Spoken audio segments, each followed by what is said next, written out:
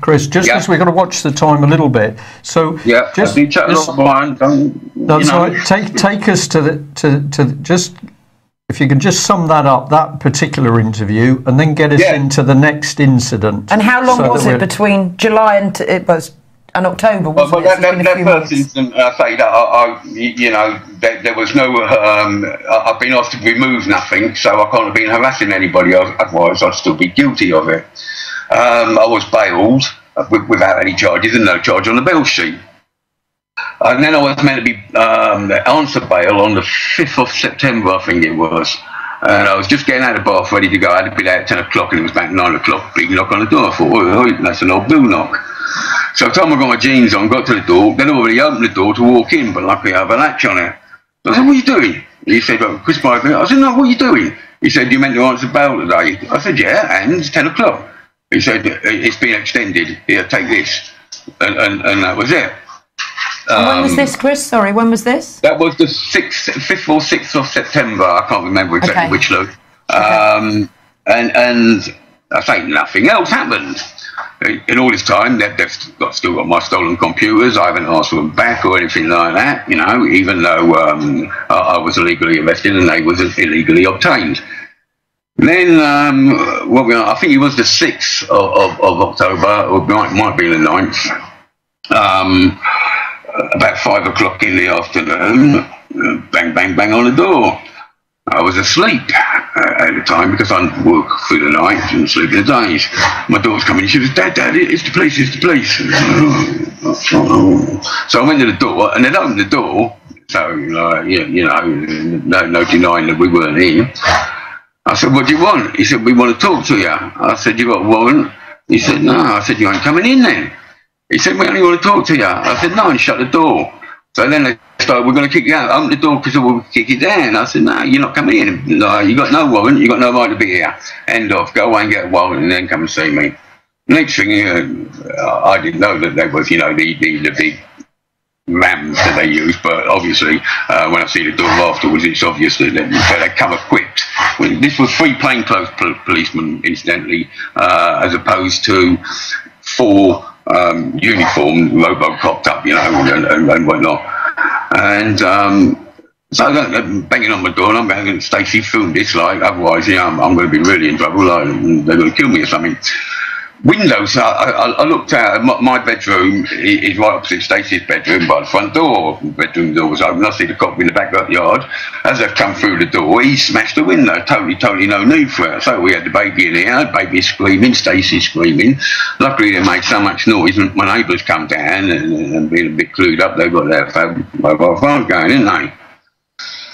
So he's arrested me on suspicion of having indecent material on the computers that they stole.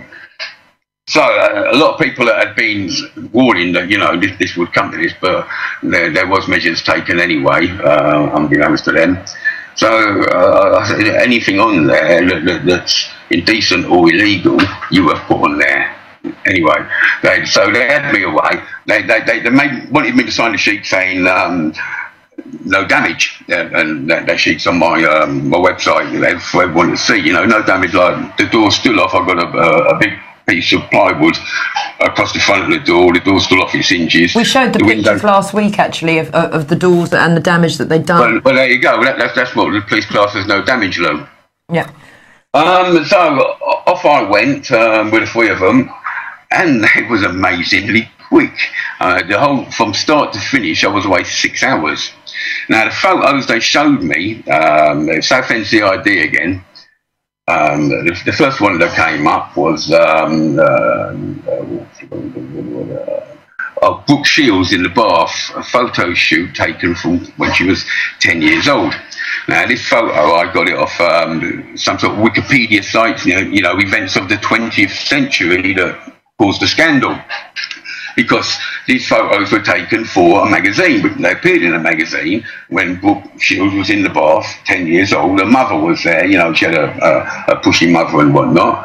But I say they've come off a reputable website, and you've only got to type in Brooke Shields 10-year-old photo shoot, and the pictures come up uncensored, and I had censored them for when I put them on my website, uncensored, without even mentioning the word nude or naked or anything. Just book shields, 10-year-old photo shoot, try it for yourself, they'll come up. So I said, yeah, and then they showed me a load of paintings done by the paedophile artist Graham Ovenden, which I've read about 6 articles on Graham Ovenden. Once again, type in the artwork of Graham Ovenden, and these pictures that they were showing me will come up straight away, uncensored. So yeah, no problem there. Then they come out with, I don't know if you know the painting, it's a vile, disgusting painting, or photograph actually, of a little girl weeing on another little girl. And the little girl who's being weed on has her legs splayed and is naked. Now, this photo, I can't remember the name of it, is what was displayed in a Newcastle art gallery, and the police investigated it and advised the Newcastle art gallery to take it down, which they did. Now, the owner of this photo, and I don't know, when I say photo, I think it's a big portrait size sort, you know, not a little snap. The person who owns this is Elton John. And if you type in Elton John's child, I don't know where, child artwork or whatnot, the photo comes up again uncensored, and it says, you know, categorically states that the Crown prosecution ruled that this photo was not illegal. Now, do you mean to tell me after, like, this is like 2 months have passed since I've had the computers, and they didn't know that was illegal? Yeah. That was legal. Yeah. Right. So, Chris, you get out again, and no charges of any charges been levelled against you? No bail conditions, nothing. Okay. While they was charging me, they said that a social worker will be around first thing in the morning. If you know what's good for you, you'll cooperate with him again. Do you want me to just shut that curtain while it's the dog's on? Yeah, that's okay.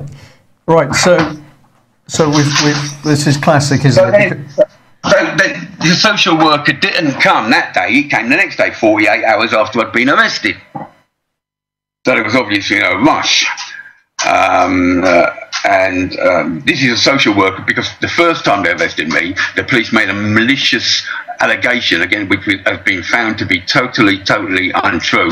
And 2 weeks prior to me being arrested, we got the letter from the social services saying the case had been closed, which is once again on my website. So the social worker turns up, and we knew because she'd rung up, so it was already, we were going to record her and whatnot. And I gave her a proper hard time for a start. She didn't know what the photos were. So I said, well, how can you come around here assessing a child that could possibly have potentially life-altering changes on him, and you don't even know what the photographs involved? I then showed her a letter that was sent to me by temporary DCI Gary Biddle, or Biddles, something like that, which I got over these photos, which said he wanted to discuss it with me because I might have illegal content on my website. Well, I never answered because I've got illegal content, or I haven't. There's nothing to discuss, you know. But nothing ever came about it. They didn't know about this letter either. And she point blank lied to me. She said the reason that they closed the case 2 weeks prior was because they couldn't get a policeman to accompany her around here, which means that if people who really do abuse children, don't worry, because you'll be okay if the social services can't find a social worker to get around there. They just close the case on you anyway, you know. So I knew this was a lie. She also said the reason that I had no, because I said, like, you know, if I'm such a danger, why, or if I'm guilty, why isn't there bail conditions? You know, usually what happens is if someone is caught with child porn on their computer, they're given, you know, restrictions on what they can do on the computer, and they would never have allowed me to come back here, or they would have had Clayton, my grandson, away straight away. So I brought this up and I said, you know, there's no bail conditions whatsoever. So she said, that's because the police aren't allowed to give bail conditions because you haven't been charged. Now, if a social worker thinks that, and then either they're proper dumb and aren't qualified to be a social worker, or they're lying to your face when they're not qualified to be a social worker, because the police can put whatever bail conditions they like. Okay, Chris, right, we're just gonna have to cut you a little bit short. I think just hold on a sec. What we'll say to you live is we'll get you back to if you're available next week. We'll bring you back on next week, and we can do some more. But so if I just summarise this, so you've had the police literally break into your property twice with no warrants. No arrest warrant, no search warrant. You're then questioned. There's no charges brought against you. Not at all. And all you've got to go on is that somebody somewhere reckons that you were harassing them over. But they haven't sued me for libel, Brian. Right. Why? You know, it would be the logical route. You know. Yes.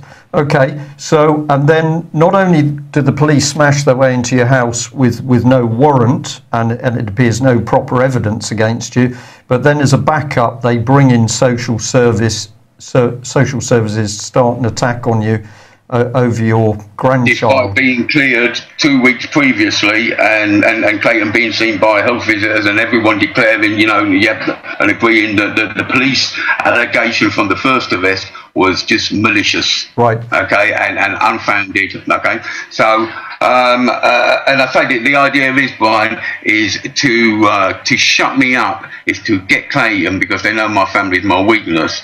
I have my daughter and my grandson, both of who live here, and are being good and waiting in their bedroom so Clayton doesn't kick off. You know, they've lived here with me 16 months. I brought Stacey, my daughter, up since she was 6 months old on my own. Never ever any problems. As I say, Clayton's 16 months old, and I've looked after him on my own. Took at least twice a week while my daughter was at college and whatnot. No problem. Yep. And yet now they're coming around here and you know, trying to steal him away, but that backfired on them as well, Brian. So what we've got is we've got essentially harassment and bullying by social service as well. So this all focuses in on what you've actually been researching and what you've put up on your website. And many people in the chat box as we speak are saying, well, this is what it comes down to, the fact that you've been digging into areas which have upset the establishment.